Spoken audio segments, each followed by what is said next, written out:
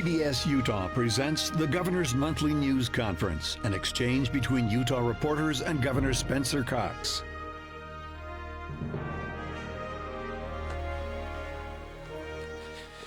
Good morning, everyone. Welcome. It's great to see all of you again. Thank you for coming out today. I know it's been a busy time, especially in our office, as we are working our way through the legislature's bills. They all go on vacation, and I have 20 days to review all 513 of those bills. So we still feel like we are very much in the middle of the legislative session, and looking forward to finishing things up next week. I'm guessing you may have some questions about legislation. I'm happy to answer, but just before we go there, I wanted to draw your attention to a recent report that came out by the nonpartisan group called Trust for America. They released their annual Ready or Not report this week, which places Utah in the top tier of states ready for various emergencies, and we so appreciate. Obviously, we've gone through a pandemic. There are lots of other emergencies that can happen in a state, and we appreciate those at the local level and the state level who work so hard to make sure that we are prepared. There are three different groupings. There's a top tier grouping of states, a middle tier, and then a low tier. And Utah was in the top tier. And so we're excited to note that we are continually preparing for whatever comes our way. I will also just wish everyone a very happy St. Patrick's Day. Deeply disappointed in some of you for not being very festive in the way you're dressed today, and we'll expect more. And I have to give a shout out to my favorite person on St. Patrick's Day. It's my dad's birthday today, so happy birthday, Dad. And with that, happy to answer any questions. Governor, this morning a lawsuit was filed against the state, including your lieutenant governor, about redistricting by the League of Women Voters, accusing the state essentially of cracking and creating partisan gerrymandering maps, particularly for the congressional delegation. Your response to it? Well, we don't comment on active litigation, and so you mentioned it was filed this morning. We have not been served. I have not seen that copy yet, and so we'll look forward to receiving that lawsuit. But this is something that we've talked about at length, and I'm not sure there's any more to add to the discussion out there. So you defend what you did, signing this in, accepting these congressional maps. You don't believe this was gerrymandering? Correct. Governor, this morning, local officials... Sorry, let me just add, illegal gerrymandering. This morning, local bid officials confirmed that Salt Lake City will not host the 2024 Republican National Convention. Your thoughts on that? It's the third time Salt Lake's bid has not come up. Sure. It's not really that surprising. Historically, both parties usually choose battleground states, or states where they need to make an effort and they're trying to recruit voters that will play a larger role in the presidential election. For the past many years, Utah has not been one of those states. We are a very conservative state, a very Republican state, very reliable state. So I'm actually more surprised that we keep getting mentioned in the top 3 or 4 than I am that we didn't get selected. All of that being said, we are very good at this. That's why we keep getting mentioned. We're very good at hosting large events, welcoming the world here. We've certainly been able to prove that and show that with the Olympics, with NBA All-Star games, with big conventions. And so those same articles did mention, though, that we are a candidate for 2028. It is possible that the RNC will not wait to do this every 4 years. It's possible that they'll reward another state fairly soon, and so we'll keep our hat in the running for 2028 and see what happens. Governor, there's still a bill. You met with Senator McKay about House Bill 11, the Transgender Athletics Bill. At this point, you have yet to veto it. Are you still planning to? Well, one of the things that most people don't realize is, as I mentioned, legislators go on vacation right after the legislative session ends. So does legislative staff. And so we don't actually get the bills. Most of the bills don't come until later in the week. I didn't even get get most of those bills until late Tuesday, so I've only had them for a couple days. We're just going through them in order, all 513, in the order that they come into our office. Those bills that were passed the last night of the session were some of the last to come into our office, so we just haven't gotten there yet, and I suspect we will in the next couple of days, but nothing has changed. Governor, has your thinking shifted at all on that issue, on that bill? And could you explain to us, what would you say to your fellow conservatives who feel strongly about this issue, who think there should be a ban in place? What would your message be to them? Well, I think one of the important messages that maybe didn't get enough attention is that everyone knows what's going to happen, and that is that there will be a lawsuit, and it will be a very expensive lawsuit. There was something very troubling that happened on the last night of the session, and this is what happens when you try to do things at the last minute without any input. And that is that our school districts were removed from indemnification in that bill, and the Utah High School Athletic Association did not receive any indemnification, which they've been requesting for 2 years. If this were to happen, it is very likely that this bill will bankrupt the Utah High School Athletic Association, and those are their words, not mine. They've just been through a very costly lawsuit that burned through all of their reserves, and so all this bill does is invite a lawsuit. I mean, it specifically talks about a lawsuit in the bill, and so as conservatives, it doesn't make any sense for us to just buy a lawsuit and with no indemnification. So if you want to bankrupt the Utah High School Athletic Association, if you want to cost the poor school district that ends up with this first lawsuit, which will happen, will have to spend millions of dollars, because there is no governmental immunity for these types of lawsuits. There was a lot of misinformation on the floor that night. People were asking questions about this. There were wrong answers given, then right answers were trying to give correctly. And all of this happened because it happened so fast. School districts, had they had an opportunity to weigh in, would say, look, if this is what you want to do, that's fine, but these lawsuits are ongoing across the country. Let's wait and see what happens with these lawsuits, and not cost millions of dollars and not bankrupt the High School Athletic Association. And so when people understand that, even people that are passionate about a ban, most of them come around and say, yeah, this is a really bad bill and a really bad idea. And again, just terrible process. Senator McKay told me he apologized to you during your meeting for not communicating with you ahead of time and for the process aspect of it. Do you want to comment on what he said and your thoughts on his apology? Well, I always appreciated an apology, and I think his words speak for themselves.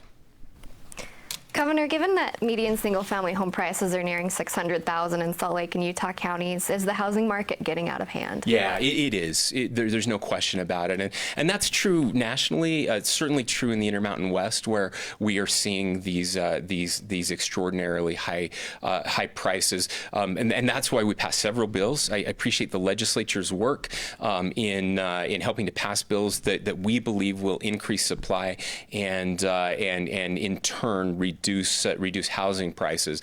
I do worry that there are market corrections coming. Certainly, there are trends that don't look great. We saw interest rates being raised for the first time in maybe 3 years. I'm trying to remember back how long it's been. Yesterday, the Fed has signaled that there will be multiple interest rate increases coming up, and so I am worried about that. I'm worried about what happens as all of this federal money, this kind of fake sugar high that we're on right now, makes its way through the system, and what will happen on the back end of that. Of course, what we're seeing with inflation across the board. And I'm very worried with what's happening in Asia right now with the coronavirus, because they have not done a good job of getting people vaccinated, especially in China, and this explosive growth that they're now seeing, that we're going to see supply chains constrained again, especially the supply chains related to those markets, and what that could mean, and not to mention war in Europe. So there are certainly economic economic clouds on the horizon that give us pause, and that we're watching very closely, and that we've been preparing for. And that's what I will say coming out of this legislative session. Again, incredible collaboration on the budget, really thinking ahead, making sure that we're not overspending, that we're putting money away, saving for rainy days, and it is possible that those rainy days are ahead. So that means, as market corrections come, that hopefully we will see housing prices come down, but we hope that those housing prices can come down not at the expense of the citizens of Utah because of them being harmed economically. Governor, speaking of inflation, gas prices have risen more than $1 from last month to now, according to AAA. What are you and your team actively doing to help Utahns at the pump? Yeah, thank you, Jordan. So we've had our budget teams working on this issue, trying to figure out what we can do. I actually met with the Speaker and the President to have that very conversation yesterday. Those conversations are ongoing, and we will be meeting with lots of different people that participate in the supply chain when it comes specifically to gas and petroleum products, and seeing what we can do as a state to alleviate the pressure and again, more broadly than just gas prices. This inflation that's been happening for quite a while now is deeply concerning. Gas prices are a part of it, but people are feeling it in other ways as well. They're feeling it with commodities, food prices, of course, rents and housing that we've already talked about, automobiles. There are several different areas where we're feeling it. But the one thing about gas prices is that it impacts everything else as well, right? Because we use petroleum products to get food to the stores and to move automobiles to where they need to be in the country. So there is a compounding effect that happens with gas prices, and so we'll continue to see what we can do to help alleviate that. So, Governor, do you support forgiving the gas tax while prices are so high? So that's one of the things that we're looking at, and one of the things that we're talking about. It's a little more complicated in Utah than other places because the money that we have to spend as government is not fungible. It doesn't. We can't move it around like other states can. Gasoline, the tax on gasoline goes directly to UDOT to pay for their employees.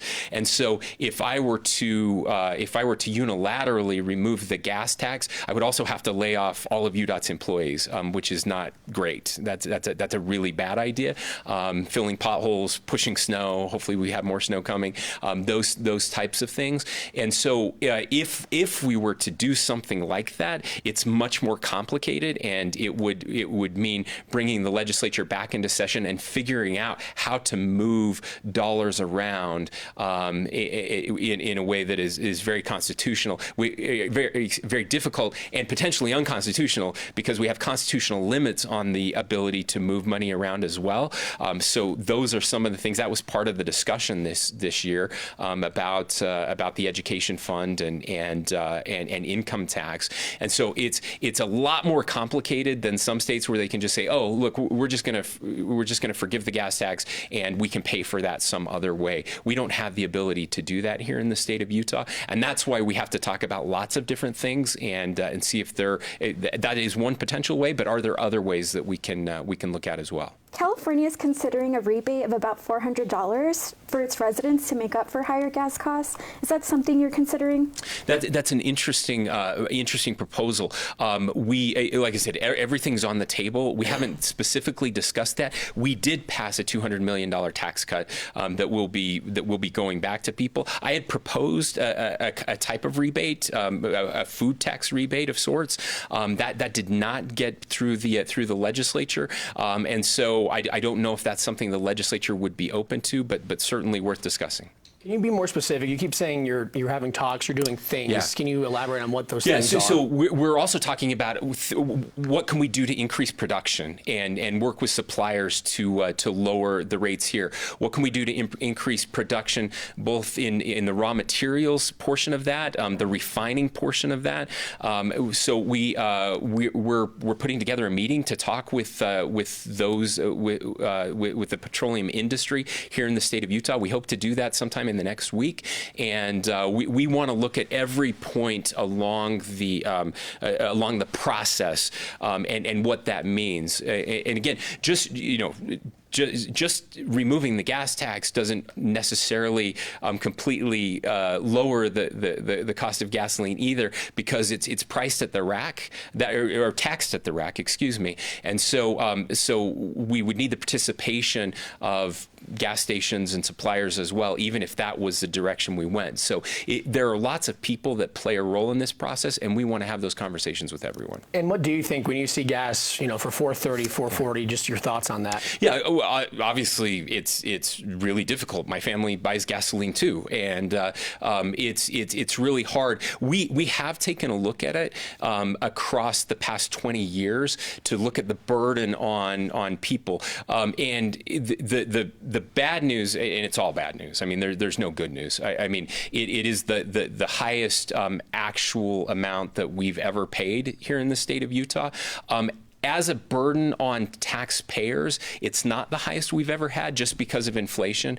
So there are a couple ways that you can look at that. One is just the cost of commodities back in 2008 versus today. So even though it's higher now than in 2008, because of general inflation, the burden isn't quite as high as it was in 2008. That doesn't matter to people. It's still really high. If you measure it as a burden, as a percentage of average income in the state, because incomes have increased in the state over the past 10 years, past 15 years, it's also not the heaviest burden that we've seen, but it's still a really high burden. And the difference between those other times is that everything else is more expensive too, because we have general inflation. So again, in 2008.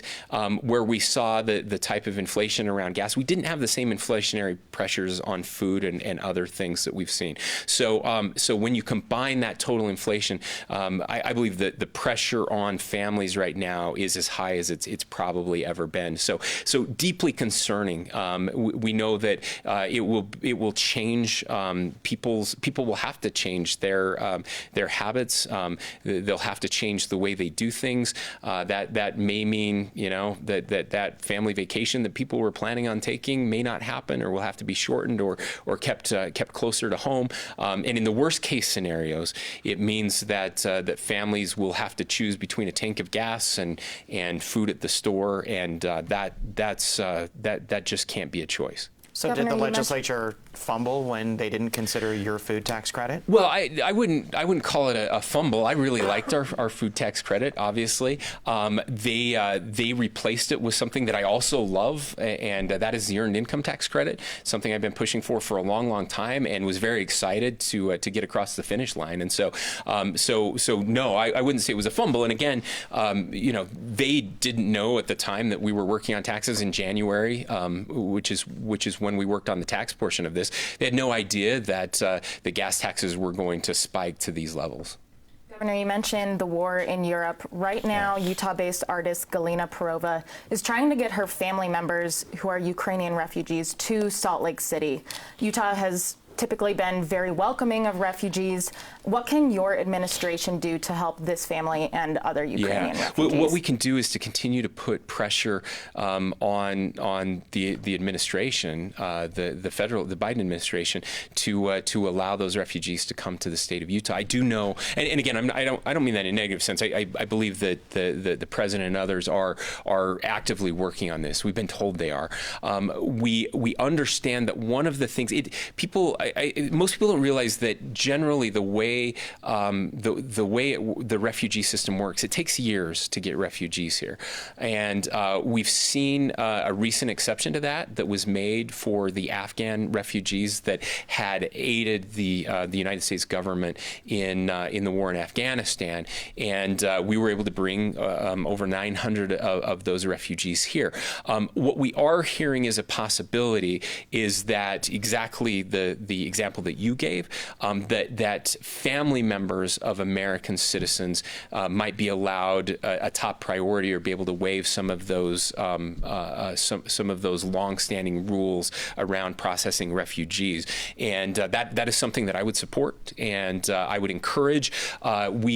the lieutenant governor met with the Romanian ambassador, who shares a border with Ukraine, and just devastating what they're seeing in Romania and Poland even more so. The ability of these border countries to care for 2.5 now, probably pushing towards 3 million refugees is just impossible. And it's incredible to see. I mean, basically what they're doing now is just saying, hey, you live with this family, you live with this family. They're just taking them in as families. It's incredibly heartening to see the humanitarian efforts that are occurring there. I know a kid I grew up with in Fairview that just flew over to Poland on the border. He's a doctor and is providing aid. We're hearing there's a lot of hypothermia cases as people are walking for 20, 30 hours through the snow and the cold. And so the world needs to open their doors to these refugees, and Utah's doors are wide open. What kind of pressure are you applying? What do those conversations look like? Yeah, so we talk with our counterparts at the State Department and others, just letting them know, hey, we're ready when you're ready. Just know anything you need. It's more encouraging. Like, let us know and we'll jump. The same thing happened with the Afghan refugees, and I think that makes it an easier decision for them when they know that states are actively ready and willing to do whatever it takes.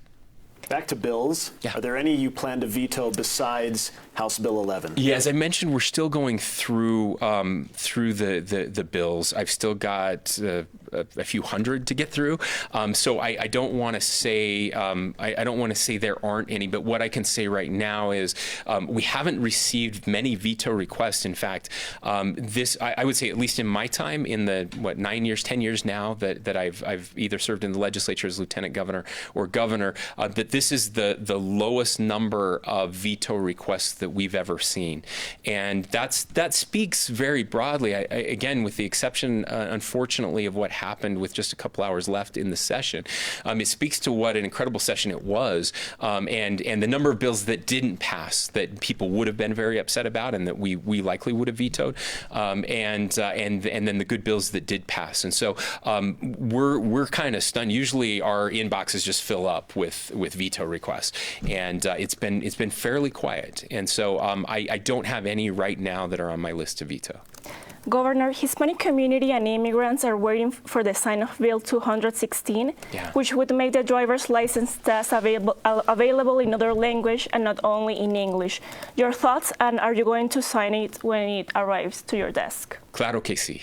Estamos muy animados a firmar esta cosa. Look, we're very excited for this bill. It's something we worked on and something that we supported. And we can't wait to sign it as soon as I get a chance to go through that bill. Governor, can you give us an update on whether the state has found enough housing for the state's Afghan arrivals? I know you said last month that you were still looking for 50 housing units for 220 individuals. I will have to get back to you on that. I have not gotten an update. What I do know is that we did have people reach out after that press conference and offer housing. I don't know if we quite got enough to get all of them, but I know we're getting very close. So I'll have to get an update and get back to you, and we're happy to do that. We've talked a lot about housing today. Do you think it was a missed opportunity that the legislature didn't fully fund your housing requests? Well, obviously, I would love the legislature to adopt my budget wholesale, but I also realize that's not how it works. And there are 104 people that get to list their priorities, and they did that. What I will say is, if you were to compare my budget requests with what they actually passed, it's remarkably similar, and I think that shows not just that they agreed with what I did, but that we worked very closely together during the year to figure out what the top priorities are, and to try to include their priorities in my budget as well. This is one where I would have loved to have had more money, but I'm not going to complain about the money that we got. It was very generous, historic numbers, numbers that we have never seen before, and some of the commentary coming out of the legislature was that there are still funds that were approved last year that haven't been spent yet, and they're correct about that as we're setting up these processes. And so let's see how we do. Come back and show us that you're spending these in the right ways and that it's making a difference, and that's important. they absolutely need to hold us responsible and make sure that we are using the funds in a way that makes a difference. So it wasn't no, it was here's a whole bunch of money, and then come back and let us know, and we'll get you more if things are working. So I welcome the opportunity to show that we can spend this money in a way that impacts people, real people, and makes a difference. So I would say I'm generally excited. Would have loved more, but we're good with what we've got. At this point, some water districts are proposing restrictions already, including no new landscaping, indoor water restrictions, as well as significant cuts in outdoor water use. What are you being updated on as far as the drought conditions, and what can we expect as things start warming up? Yeah, thank you. So we get routine updates. I was updated just this week. It's a mixed bag. There is some good news, and obviously some bad news. Maybe I'll start with the just kind of a general report. Right now, our snowpack is sitting at about 85% of normal. Normal years don't happen. You have big years and low years, and that's how we get to an average, right? And so most people would say that this is a pretty normal year, about as close as you can get to a normal year. In the past, we wouldn't have blinked an eye at 85% snowpack. That's great. That's fine. The problem is when you have 85% snowpack on the back of a couple really bad years, we need one of those 150% years. We need 3 or 4 of those 150% years. And so we certainly would have liked to have more snowpack. We are in a nice weather pattern right now where we're getting these storms. They're not huge storms, but they are coming regularly. That's good news. December was awesome. January, most of February were terrible. March has been good, and so that's some of the positive news. The bad news is again that our reservoirs were so far below normal, and I think on average we're about 10% below where we were last year at this time, and so that's not great. I suspect that we will end up with our reservoirs filled to a higher degree than we did last year once the spring runoff is occurred. So that's positive news. We're seeing the moisture content of the soil is much higher than it was last year, which means runoff will actually get there. So very positive. I am worried about Weber Basin. That's the one I'm most worried about. But we got everything passed in the legislature that we wanted, so we feel good. Okay, that's all the time we have for our television broadcast. Thank you so much for joining us for the Governor's Monthly News Conference. And we would like to introduce John Monet. He's a senior at Judge Memorial High, and he's here as part of the PBS NewsHour Student Reporting Labs. And John, go ahead with your question. Hello. In July of 2021, Utah received a little over $300 million to help with the opioid epidemic in Utah. At the time, you said that you looked forwards to working with the legislature to determine the best use of these funds to benefit Utahns with the opioid crisis. It's been 6 months since then, and the legislative session. What have you done in that time, and what are you doing in the future with that money? Yeah, so we have a task force that meets together regularly and talks about how that's going to be distributed. We've also had those conversations with the legislature. Those conversations are still ongoing. We haven't actually gotten the money yet.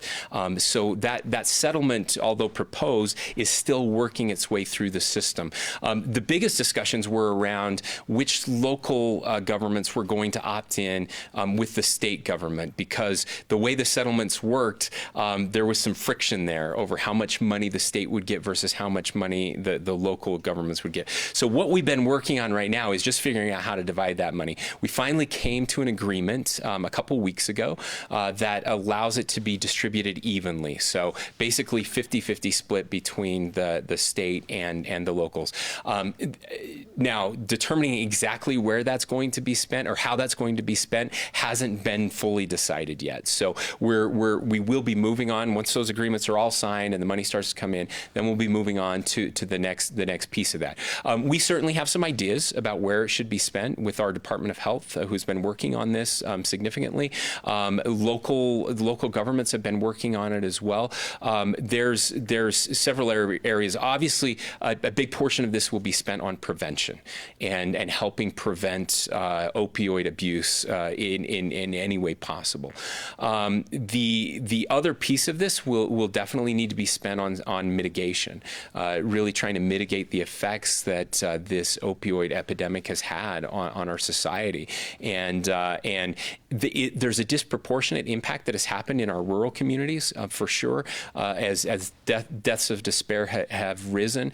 And how do we help instill hope? How do we improve economies in such a way that people feel whole, people have wonderful communities, people can provide for their families, and can avoid some of the hopelessness and despair that comes from these. So there are several programs out there. We're evaluating those programs right now, seeing how effective they are. We want to make sure that we don't waste this opportunity and spend this money in ways that won't make a difference. So as we evaluate these programs, see which ones are working and which aren't, I think we'll be able to make a real impact. I will also know that we don't get all of that money all at once. It comes over the course of a decade or more, and so we'll be getting those tranches of money and then making sure we're spending them wisely. Great question. Thank you, John. Thank you. We would like to go to remote reporter Chris Reed with St. George News. Go ahead with your question. And good morning, Governor, and a happy birthday again to your father. Thanks, Chris. And absolutely. And would just like to ask a member, going back to the water issue, a member of the St. George City Council said last week that if a solution is not found to bring more water to southern Utah, that the area needs to be prepared to not be a growth economy anymore. What are the drawbacks of moving away from a growth economy? And there's some people who say we don't want to grow anymore. What would you say to those people? Well, it's hard to not be in growth economies. If you want to look at some states or some cities that have not had growth economies, I think the comparisons are fairly stark, and you definitely don't want to be in one of those places. The other problem with that is once you go out of a growth economy, then you in a place like St. George, again, one of two things happen. One, your economy falls apart, or the other thing is then you just become a place where only the ultra wealthy can live, and no, our kids and grandkids can't live there. Usually, people I talk to that have that mindset are people who have just moved here recently, or don't have kids and grandkids that they want to live in the area. It reminds me of something a person I met a while back said that an environmentalist is somebody who built their cabin last year. So we certainly see that. It's I got mine. I don't want anybody else to get theirs. And so there are certainly things that we can do to mitigate and conserve. But look, we know that water storage and water resources are absolutely critical. And so we have to look at everything, and we're going to have to be we're going to have to think outside the box sometimes on some of these things. I will note though that this is again the worst drought in 1,200 years in the West, and it's not just Utah. Of course, other states in the West are having these same conversations. That's a big deal. We know that the Great Drought of the year 800 didn't last forever, and we certainly hope that this one doesn't either, and that we can get back to having those conversations about how to help Washington County grow. But in the short term, those conversations are important conversations to have. What are we going to do? Where is the growth going to come from? Do we have enough to support that growth? There are hard decisions that will have to be made, and Mother Nature will play a role in how difficult those decisions are going to be. Governor, can you update us on your opinion on the gondola versus bus proposal still being considered for Little Cottonwood? Are you still leaning toward the gondola? Yeah, nothing's changed in that sense. It's been a while since I've really taken a look at it. I've certainly supported the gondola in the past. All of those numbers are coming in, and UDOT will make that ultimate decision. Ultimately, the legislature will make that decision where some of that funding comes from. But both of those options were found to be valid options, and so as that process moves forward, as they look at the environmental repercussions, as they look at the fiscal repercussions, and then the practical repercussions of how we get people up and down the canyons, all of those things are really important and matter, and we'll certainly look at all of them when the time is right. And would you support an audit into whether UDOT is being impacted by outside influences, given some environmental groups are alleging the NEPA process has not been objective? Well, certainly we audit all the time, and I have absolutely the full faith in UDOT and the way that they do business. I'm deeply disappointed that any sort of unsubstantiated allegation like that would be thrown around. Just because you don't get your way doesn't mean that people are bad or evil or breaking the law. And so I'm very close to UDOT and their processes, and feel very comfortable with the way that they're doing things.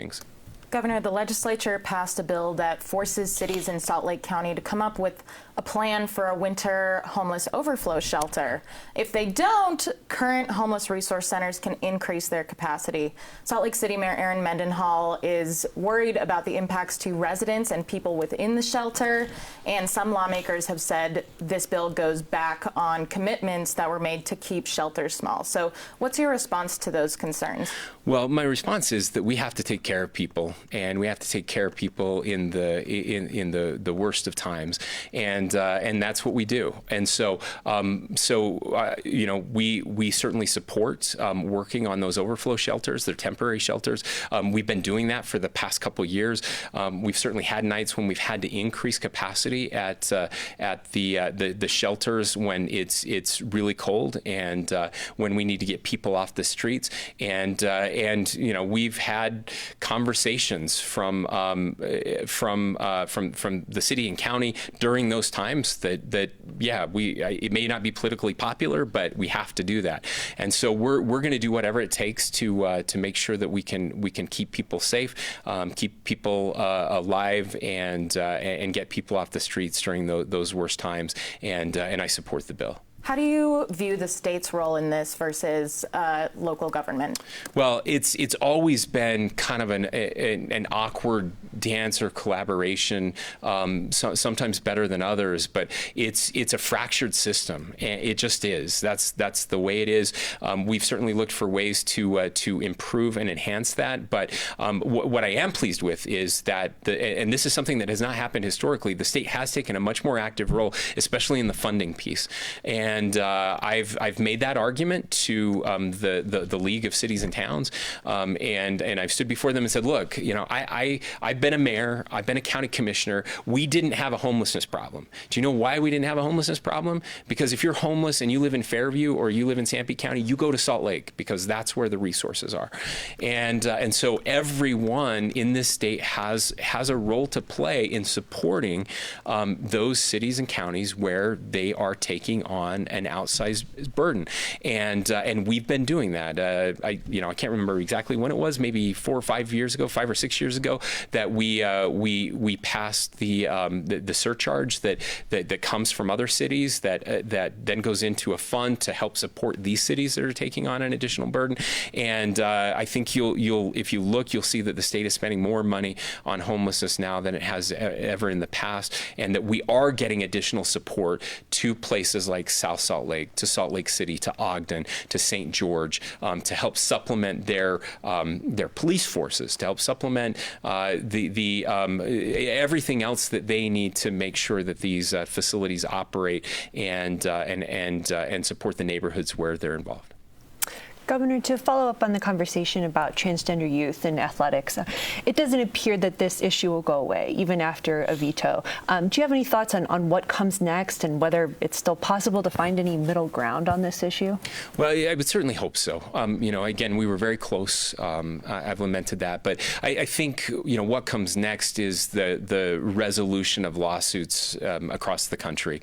And so we'll get some answers. and we've done that in the past with controversial issues for sure, and we'll see how those go. Eventually, there will. I'm assuming there will be a Supreme Court decision at some point, and that will hopefully help to settle where we are. In the meantime, I would love to be a state that figures out if there is some common ground in a better way. Again, I think we were very close, and I think it's a way that could help other states that are struggling with this as well. Governor Cox, after Zelensky addressed, the United States and Biden promised money for Ukraine aid, do you think there's more that the United States should be doing in helping the invasion over there? Sure. I know that everybody is suddenly an expert on European politics and military conflict. It is what I studied in college, and certainly something that I pay close attention to. I have lamented and concerned that our ability as a nation to lead on the world stage has been compromised over the past decade, especially.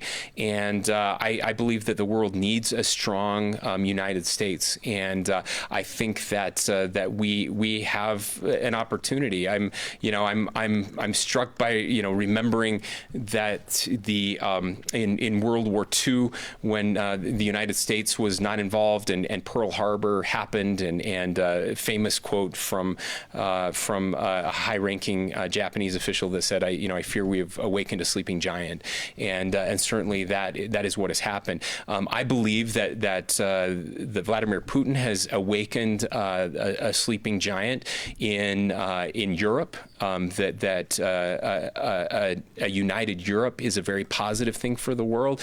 I believe he is also awakened a slumbering giant, at least the citizens of the United States, who are remembering how important our freedoms are, and protecting freedoms across the world. And I sincerely hope that the administration can and will be more proactive. Look, we should not be engaging in direct conflict. I think making sure that we keep those off-ramps open and those diplomatic channels open, and that we avoid a broader world war conflict or nuclear conflict should absolutely be our top priority. That being said, we should also be doing everything we possibly can to arm and sustain the Ukrainians, not just to hold off the Russians, but we should be seeking Ukrainian victory at every stage, and we can do that. We've already given them weapons. We should give them more weapons. I thought I listened live to the speech from President Zelensky. That is real leadership, and I applaud him. And I thought his requests were admirable. He absolutely should be requesting a no-fly zone. We are also right to say we're not going to put our planes in the air and shoot down Russian planes. That would clearly be an escalation. And but there are other things that we can do to help them keep their skies clear. And providing those weapon systems, I think it should absolutely be on the table. And I would definitely support that. How was the response to the fundraising drive that you announced, both in terms of money and in supplies? Look, this is Utah at its best. Never surprised, always overwhelmed. So what we know so far is that over $1 million from regular Utahns has been donated, and $2 million from Utah philanthropists so far. So we are now at $3 million, and those donations can still be given, monetary donations. As far as the goods, the physical donations, that has closed. They had space for, I believe, about 40 pallets or containers on the airplane, and we have over 200 pallets or containers, because again, that's what Utah does. The First Lady received over 500 volunteers for their initiative to sort these products and get them ready to ship. It's just incredible when you ask. People step up.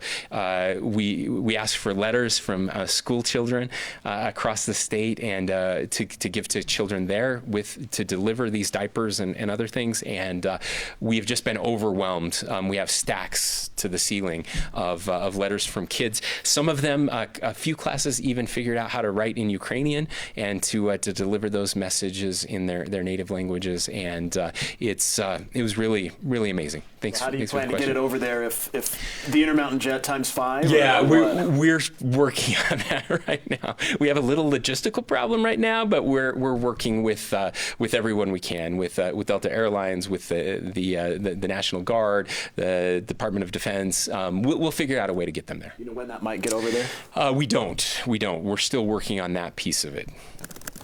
Governor, I wanted to follow up on Lindsay's question about common ground on this issue around trans youth participation in sports. Talk about what common ground could possibly look like when we have LGBTQ advocates seeing this as discrimination against a certain group of people.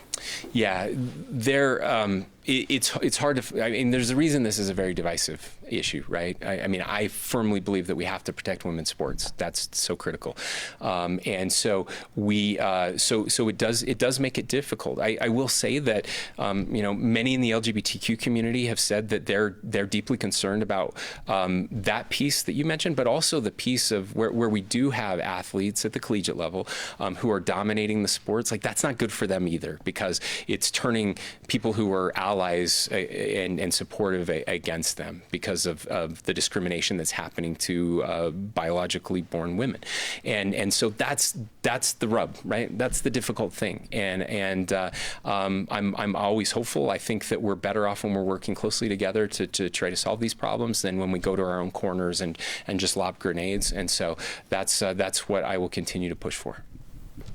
Okay, looks like we are out of questions, so we'll give you back about 10 minutes of your time today, and we appreciate you answering all the questions. We'll take it. That's like 2 or 3 bills I can get through, maybe, the small ones if I read really quickly. Again, just want to thank all of you. Hope you have a wonderful day and enjoy St. Patrick's Day. Thanks, everyone.